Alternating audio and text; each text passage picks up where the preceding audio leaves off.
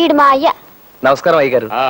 చూడు బాబు, నాకు అర్జెంటుగా 5,000 రూపాయలు కావాలా. అలాగా పాపం, ఏమిటో అంత అత్యవసరం? నా అవసరం ఏదైనా ఆ సొమ్ము నాకు ఇయ్యాల్సిన అవసరం నీకుంది. నేనివ్వాలా? అవును, అది రేపు పొద్దున 9 గంటలకల్లా నా చేతిలో పడాలా, లేకపోతే నీ నీధిలోకి ఈడుస్తా, నాన్న ఆలరీ పెడతా. ఏదో ఓ 100 లోపు అయితే సర్దగలను గాని 5,000 రూపాయలు ఇప్పటికిప్పుడు కావాలంటే ఎక్కడి నుంచి తేగలని చెప్పండి. అదంతా నాకు తెలవదు. రేపు పొద్దుటికల్లా నువ్వు నాకు ఆ డబ్బు ఇవ్వకపోతే నిన్ను నలుగురిలో తలెత్తుకోకుండా చేస్తా, జాగ్రత్త. పదవే. అతను అలా బెదిరించడంతో నాకు ముచ్చెమటలు పోసాడు. ఆ రాత్రంతా నిద్రపోకుండా భయంగా గడిపాను. తెల్లవారగానే వాళ్ళ మీద పోలీస్ రిపోర్ట్ ఇవ్వడానికి బయలుదేరాను.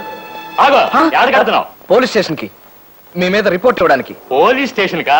పద, మేము వస్తాం. పద, నీ గురించి మేము ఇస్తాం రిపోర్ట్. నా గురించా? ఏమనంటాయా? ఎంత అమాయకంగా అడుగుతున్నాడు. కట్టాల్లో పడి ఇల్లు గడవక తప్పనిసరి నా కూతురు ఇంటికి పనికి పంపిస్తే దాన్ని మాయమాటలతో లొంగ తీసుకుని దానికి నెల తప్పేటట్టు చేస్తావా? అయ్యో, నేను తప్పేటట్టుగా చేశానా? ఏమండి, నేను అలాంటి వాడిని కాదండి. సాధ్యమైనంత వరకు తోటి స్టూడెంట్స్ కి సహాయపడి వాళ్ళందరూ పాస్ అయ్యేటట్టు చేశాను కానీ ఎవరిని తప్పేటట్టు చేయలేదండి. నోరు మూయవయ్యా, నా కూతురు తల్లి కాబోతుంది. దానికి ఇప్పుడు 3వ నెల. అలాగా? ఈ విషయం నరసింహ నాతో చెప్పలేదే. ఏమండి, ఆ విషయం మాకు ఇప్పుడే తెలిసింది. నీకు ఆ కబురు చెప్దామనే వస్తున్నాం. ఎంతైనా ఆ బిడ్డకి తండ్రివి కదా. ఇదేమిటండి, నేను నరసింహ గారిని?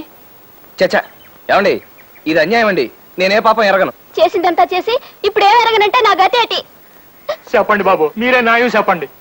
నా బిడ్డ నేనింటికి పని మనిషిగా పంపిస్తే దాన్ని లోపరుచుకొని దానికి గర్భం చేశాడు. ఏటయ్యా ఇది అంటే నాకేం తెలియదు అంటున్నాడు. చెప్పండి బాబు, మీరే న్యాయం చెప్పండి. సార్, ఇది అబద్ధం, పచ్చబద్ధం.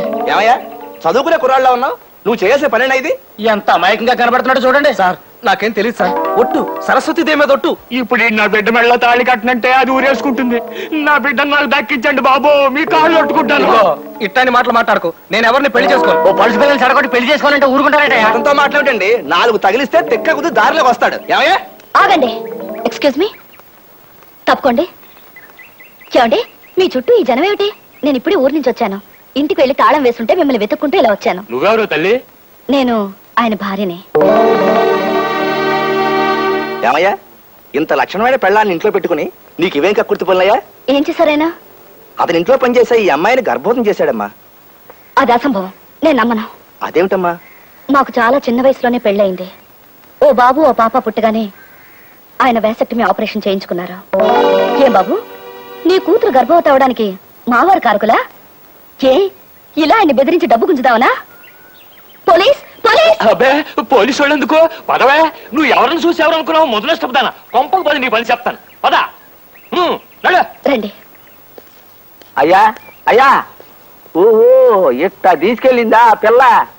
అయినా ముక్కు మొగం తెలియనాడిని నడు రోడ్డు మీద పట్టుకుని నువ్వే నా మగుడు అనేయడం ఏంటండి అయ్యా? చాలా ఆశ్చర్యంగా ఉంది. ఇంతకీ ఎవరా అమ్మాయి? ఆ అమ్మాయి చేసిన పనికి, చెప్పిన అబద్ధానికి నాకు ఆశ్చర్యం వేసింది అప్పలస్వామి. అలా తను నన్ను కొంత దూరం తీసుకెళ్ళాక నాకు భయమే సాగిపోయాను. చాలా హెల్ప్ చేశారు. థ్యాంక్స్ అండి. నేను మీకు తెలియకపోయినా మీరు నా కాలేజీలో సీనియర్ గా బాగా తెలుసు. ఇందాక గొడవ చేసిన రాస్కెల్ నాకు తెలిసిన ఇంట్లో 1 నెల రోజుల క్రితం ఇలాగే గొడవ చేసి డబ్బు తీసుకెళ్లాడండి. ఆ బ్యాచ్ కి అదే వృత్తి. అందుకే వాళ్ళు మళ్ళీ మీ చుట్టూ వల పన్నుతుంటే చూస్తూ ఊరుకోలేకపోయాను. ఇంకో మార్గం ఏం తోచగా అంత అబద్ధం ఆడాల్సి వచ్చింది. ఇంకా నయం కదండి, ఆ కంగారులో మీకు మెదడు పనిచేసింది. నాకైతే బ్రెయిన్ ఆఫ్ అయిపోయిందండి. నా పేరు ఇక్ష్వాకుడని, నేను క్రీస్తుపూర్వం 620 సంవత్సరంలో మగధ సామ్రాజ్యానికి రాజునని, ఇంకా ఏమిటేమిటో అనిపించిందండి. ఈ పరిచయం సాకుగా మన స్నేహం పెరగాలని ప్రయత్నించకండి. నాకు అలాంటివి నచ్చవు. జరిగింది మర్చిపోండి. Good bye. తొలి పరిచయంలోనే నా భార్యను చెప్పడం వలన మరెందుచేతనో ఆ అమ్మాయి నన్ను ఆకట్టుకుంది. నా మనసంతా తనే నిండిపోయింది. ఆ అమ్మాయి పేరు లావణ్య. అవును, ఆ అమ్మాయి కొంతమంది ఆడపిల్లలు కలిసి ఓ ఇల్లు అద్దెకు తీసుకుంటున్నారు. I see. జాగ్రత్త గురు, ఆ అమ్మాయికి బాగున్నాడు సుబ్బారావు అని. అతను ఆ ఇంట్లోనే ఉంటాడా? లేదు, బయట ఎక్కడో ఉంటూ ఉద్యోగం చేసుకుంటున్నాడు. కానీ అతను ఆ పిల్ల మీద ఏగైనా వాళ్ళనివ్వడు గురు. సుబ్బారావు కంటపడకుండా లావణ్య ఇల్లు ఎక్కడో తెలుసుకోవాలనుకున్నాను.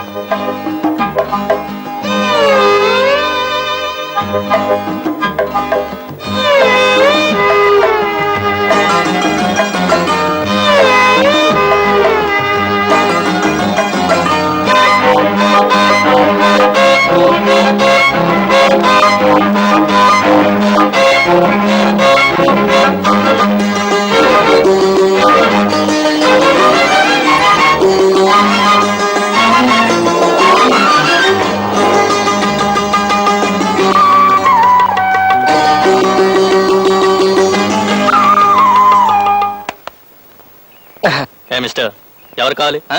అది ఇక్కడ అద్దెకిచ్చే వాటా ఉందని ఎవరో చెబితేను చూడు మిస్టర్ ఆ? ఈ ఇంట్లో గాని ఈ వీధిలో గాని ఈ పేటలో గాని అద్దెకిచ్చే వాటాలేవీ లేవు. ఇది ఆడపిల్లలుండే ఇల్లు. ఇంకోసారి ఈ వీధిలో కనిపించావో జాగ్రత్త. మ్మ్. లావణ్య కోసమా? రే ఊరుకోరా. రే నువ్వు అమ్మాయి వెంట పడుతున్నావని కాలేజీ మొత్తానికి తెలుసురా. రే పర్మిషన్ క్లాస్కి వెళ్ళి వెళ్ళే.